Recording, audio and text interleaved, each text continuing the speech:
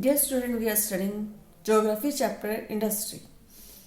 Today our topic is distribution of major industries. The words major industries are the iron and steel industry, the textile industry and the information technology industry. The iron and steel and textile industry are the older industries while information technology is an emerging industry. The emerging industries are known as sunrise industries. These are information technology, wellness, hospitality and knowledge. The country in which iron and steel industry is located are Germany, USA, China, Japan and Russia. Textile industry is concentrated in India, Hong Kong, South Korea, Japan and Taiwan. The major hubs of information technology industry are the Silicon Valley of Central California and the Bangalore region of India. Major industry का distribution जो है world में सबसे बड़ी industries हैं iron steel industry, textile industry और information technology industries हैं. Iron steel और टेक्सटाइल इंडस्ट्री ओल्डर इंडस्ट्रीज हैं, जबकि इंफॉर्मेशन टेक्नोलॉजी एमर्जिंग जो कि नई उभरती हुई इंडस्ट्रीज हैं. जिन कंट्रीज में आयरन स्टील इंडस्ट्री लोकेटेड है वहाँ Germany, USA, China, Japan and Russia.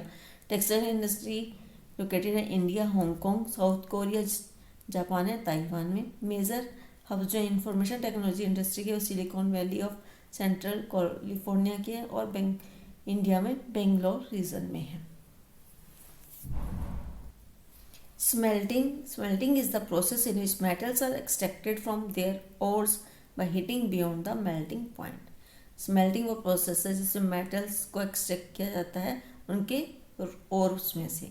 उनको उस हीट इतनी हीट तक गर्म किया जाता है जब वो मेल्ट हो जाते हैं मेल्टिंग पॉइंट तक, उसमें से मेटल को एक्सट्रैक्ट कर लिया जाता है. Iron steel industry comprises various inputs, processes and outputs. This is a feeder industry whose products are used as raw materials for other industries.